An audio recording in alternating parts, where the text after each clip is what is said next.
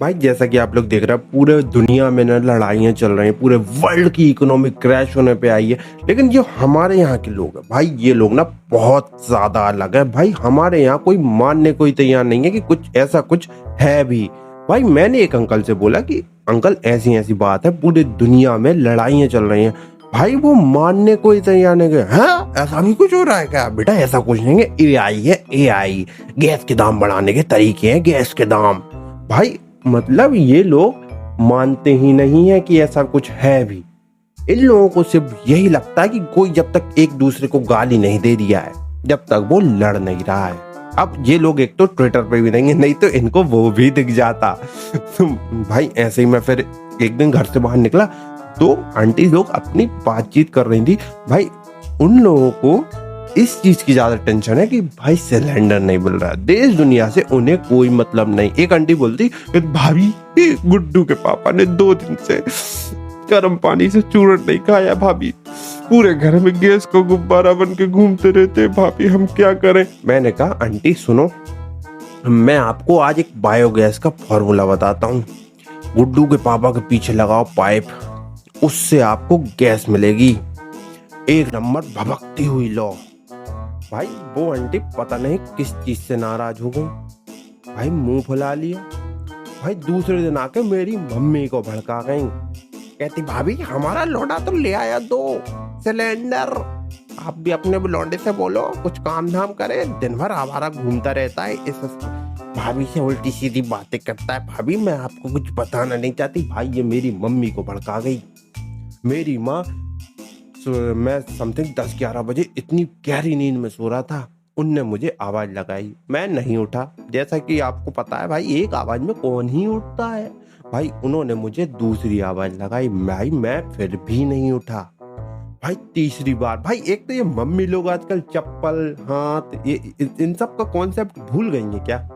भाई मेरी माँ ने मेरी छाती पे लाके सिलेंडर पटका है। भाई मैं किससे जाके शिकायत करूं इनकी अब? भाई एक तो मैं किसी से बोलूं ना तो कोई मेरी बात का यकीन नहीं मानेगा, क्योंकि ये मेरी मम्मी भाई ये 4 फुट की हैं और मैं 2 सिलेंडर खड़े कर दूं तो वो 4.5 फुट के हो जाते हैं। भाई मैं किससे जाके कहूँ? कोई मानता ही नहीं है मेरी बात की। मेरे साथ इतना अत्याचार भी होता है भाई। भाई ये मुझसे सुबह उठा के कहती गुड्डू के मम्मी ने 2 सिलेंडर भरवा लिए हैं, पूरे मोहल्ले में चिल्लाती फिर रही है, मुझे 3 सिलेंडर चाहिए अब भी। मैंने कहा मम्मी कैसी बात कर रही हो? आप तो लकड़ी पे बना सकती हो ना, आपको इतना एक्सपीरियंस है यार पुराना। कहती नहीं लकड़ी पे नहीं, लकड़ी पे कौन बनाएगा? ओजोन लेयर कमजोर हो रही है, ग्लोबल वार्मिंग बढ़ रही है। भाई ozone layer, global warming, mummy ये कौन सा रूप देख लिया भाई मैंने इनका? भाई मैं उस दिन सिर पटक के रह गया। मैंने कि ये क्या हो गया? और फिर भाई पहले तो मैंने 2 बार मना कर दिया, तीसरी बार में फिर मैंने हाँ बोला जब मेरे को 2 रैप्टे पड़े। तो मैंने कहा चलो ठीक है इतना कर ही देते। और भाई हमारी माना बहुत बोली है, उनने जिंदगी में पहली बार हमसे कुछ कहा था। वो बेचारी सीधी सादी घर पे रहती है, उनने कभी हमसे कुछ मांगा ही नहीं, उनने हमसे पहली बार कुछ कहा था। तो मेरे अंदर भी ऐसी भावना जागी कि यार आज इनकी इच्छा पूरी करेंगे, हम किसी भी तरीके से करेंगे।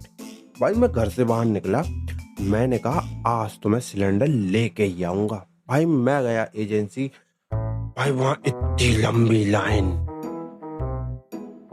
भाई पहले तो मेरे दिमाग में आया कि इतनी भी कमजोर नहीं हो रही ओजोन लेयर। फिर मैंने सोचा माँ का चेहरा याद आ गया। फिर मैंने कहा चलो ठीक है लाइन में लग ही जाते हैं। फिर मैं लाइन में लगा और कुछ देर बाद मुझे रियलाइज हुआ कि माँ ने मुझे थप्पड़ भी तो मारा था, उसका बदला भी तो लेना बाकी है ना। लेकिन फिर मुझे याद आया कि थप्पड़ बहुत जोर का था, दूसरा ना खाना हो तो चुपचाप लगा रहे। तो मैं लाइन में लगा रहा। लेकिन भाई कुछ तो करना पड़ेगा ना, लाइन में टाइम पास तो चाहिए ना। और मुझे दूर से एक बुढ़े अंकल दिख गए और मैंने कहा टाइम पास तो ये है। तो मैं उनके पास चला गया। मैंने कहा अंकल ये लाइन किस चीज की लगी हुई है, आप यहाँ क्यों खड़े हो? भाई अंकल पता नहीं किस मूड में था। अंकल मुझसे कहता, मैंने कहा हाँ अंकल बोलो। अन्ना बवासीर की गोली मिल रही है और तुझे देख के लग रहा है तुझ में है। तो तू भी चुपचाप लाइन में पीछे जाके खड़ा हो जा। ओ भाई, इतना जवाब सुन के मैं ये समझ चुका था कि अंकल भी बकचोदी के मूड में है। तो भाई मैंने उनसे एक जनरल क्वेश्चन पूछ लिया। मैंने कहा अंकल, लेटरिन जाते समय दर्द तो बहुत होता होगा आपको, हैं? भाई इस बुड्ढे ने मुझे कम से कम 1970 की गाली सुनाई है। भाई लगभग रोना आ ही गया था। मैं ही जानता हूँ कैसे कैसे आंसुओं को अंदर भरा है मैं चुपचाप जाके लाइन में खड़ा हो गया। भाई सडनली मेरे कंधे पे एक हाथ आया। मैंने पीछे मुड़ के देखा तो एक इंसान जिसके दोनों कंधों पे एक एक सिलेंडर उसके मुंह में फंसा हुआ था, ऐसा मुंह में भाई ऐसे था। उसने ऐसे हाथ रखा था मेरे कंधे पे और वो मेरा दोस्त भग्गू था। भाई लोग इसे एज अ बेल यूज कर रहे थे घर तक सिलेंडर ले जाने और लाने में। मुझसे कहता भैया तू भी आजा, तेरी भी दिहाड़ी लगवा दूंगा। मैंने कहा सुन भैया, मैं मेरे घर के 2 सिलेंडर लेके आया हूँ, मैं पैसे ही परेशान हूँ। भाई एक चीज बताओ, कोई इंसान एक लाइन में खड़ा हुआ है, आपको उसके हाथ में सिलेंडर दिख रहा है, तो ये सवाल पूछने का क्या मतलब जाता है कि भाई सिलेंडर, भाई तू यहाँ क्या कर रहा है? भाई ये पूछने का मतलब क्या है, भाई तू यहाँ क्या कर रहा है? मैंने कहा भाई मैं घर से निकला, मैंने सोचा जहां भी लंबी लाइन दिखाएगी वहां चूतियों की तरह जाके खड़ा हो जाऊंगा और साथ में एक चूतिया को पाऊंगा जो तू है। भाई मैं इस बंदे से ये कहने की सोच रहा था, लेकिन फिर मुझे सोचा कि यार मुझे एक बुड्ढे से भी बदला लेना, और क्योंकि ये भी बहुत हरामखोर है तो क्यों ना इन दोनों को लड़वा दिया जाए।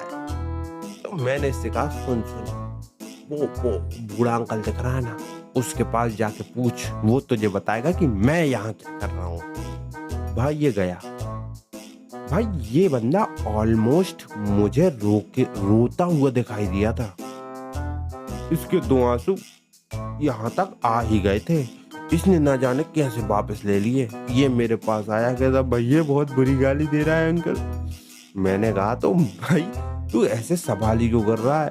कहता लेकिन मुझे उस चीज का दुख नहीं है। मैंने कहा तो फिर तुझे दुख किस बात का है? कहता भैया तुझे भी बवासीर। मैंने कहा चुप निकल।